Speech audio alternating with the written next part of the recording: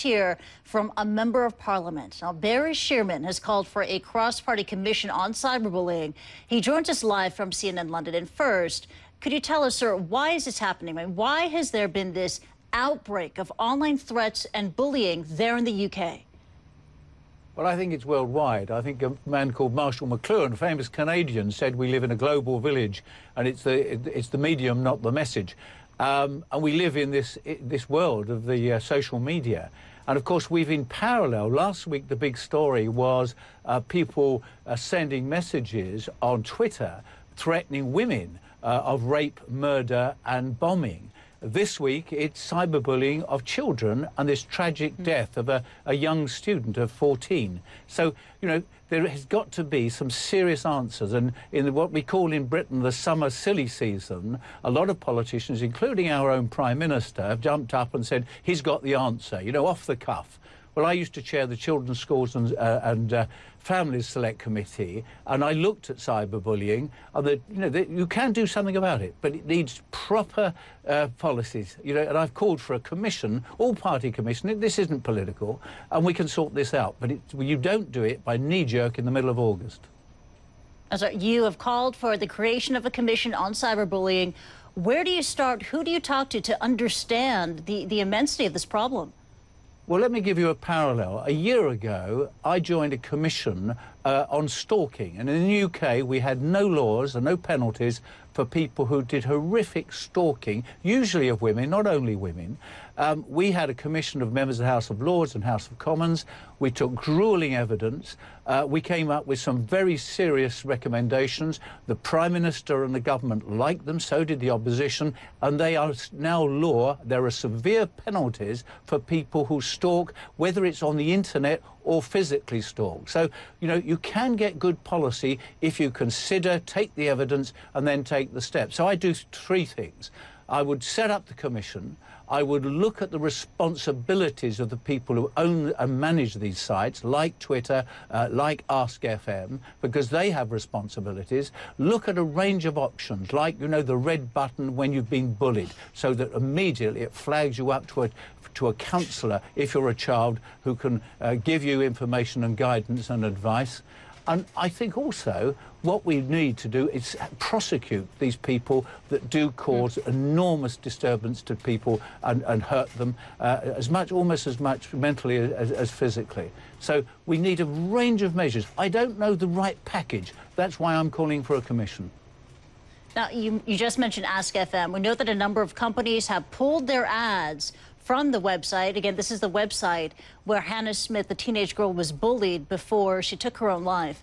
Do you think an advertiser boycott makes a difference at all? It's part of the answer. Part of the answer. I mean, the site we're talking about is based in Latvia, but, you know, and that's part of the European Union.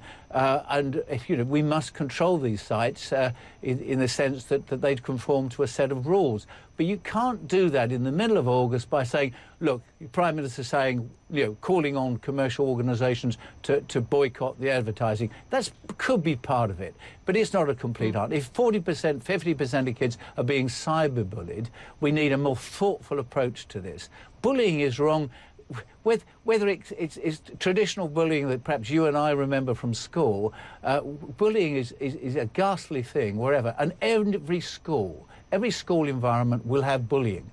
And what you know, in a good school, in a good environment, you protect children as best you can. And that needs a very thoughtful process. And, you know, just thinking that on a summer's day you can come up with the answer, it's not going to happen. We need some thoughtful responses, we need some good policies, and we need to adopt them in the United States, in Canada, and across the world. I'm sorry, you mentioned David Cameron mentioning and suggesting a boycott. He also said that website app operators, they need to step up to the plate, show some responsibility. How can a website show more responsibility and better manage and mitigate online bullying? How much responsibility lies on their shoulders?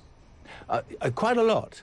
Anonymity, of course, is at the heart of this. And I've talked to a lot of people involved in that world, mainly in Twitter, but I haven't talked to Ask FM. But there's no doubt that anonymity makes people brazen, makes them more ruthless on the internet. But if they are likely to be revealed who they are, that makes a very great difference. So getting rid of anonymity and knowing that you're going to be find out who's been sending these ghastly bullying tweets or these horrible messages on Facebook or Ask FM, that's one way, that's one step, but it's not the only one. And the red button idea that you immediately press a button on Twitter, takes you through to a whole group of people who pick up your complaint easily and smoothly, and put you through to people who can give you counselling if you're a child. A lot of these ideas are very good. What I'm saying is good policy isn't made on the hoof. It's made by thoughtful, bringing together a lot of these things, responsibility of the platforms and the sites, but also a proper investigation by the criminal, the police and the criminal activities people who can prosecute people.